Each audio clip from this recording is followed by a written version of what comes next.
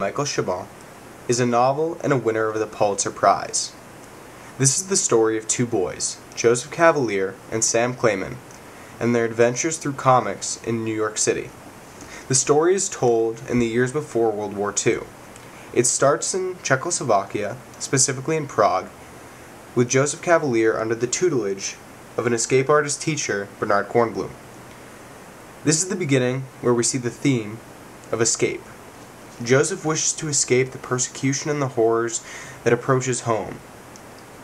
Even though it just seems that he wants to become a better escape artist, it becomes clear throughout the story that he wants to create a world and escape that which he has lived in so far. Eventually his family gathers the resources so that he may escape, but when he reaches the border, new legislation sends him home. Out of shame he decides not to return to his family, but to stay with his teacher, Bernard Kornblum. Kornblum has been assigned by a Jewish society to remove a sacred relic from the city to friendly Lithuania. Through their adventures of removing this relic or golem, they eventually find Joseph on his way to New York City. Joseph is just as foreign to New York as he himself is to his American cousin, Sam Clayman, or eventually Sam Clay. Sam soon discovers Joseph's cartoonist talents and decides to take him to see his boss at the Empire Novelty Company. They are both eventually assigned to create a story and a character to rival Superman.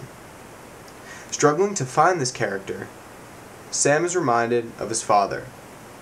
Even though he left, the old world's strongest Jew influences them to create a character named Tom Mayflower and a story called The Escapist.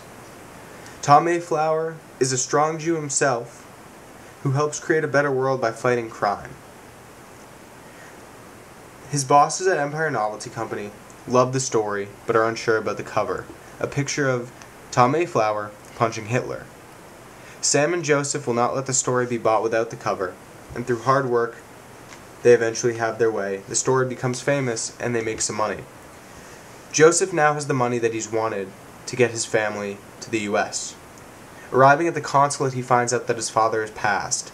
In anguish, he travels to Canada in hopes of joining the Royal Navy and eventually killing some Nazis. He decides, however, that he is more help to his family in America than he would be in a plane.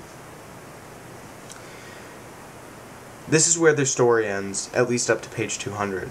It's a very dense story, very descriptive. A great aspect of Chabon's writing is how Joseph does not have an accent when interacting with people in Prague, but he does when he's in New York City. He is a foreigner in New York, but obviously not in Prague. It's dense, he describes everything, and through the narrative frame we truly learn everything about these two boys, but his extensive use of dialogue helps us put ourselves into their shoes.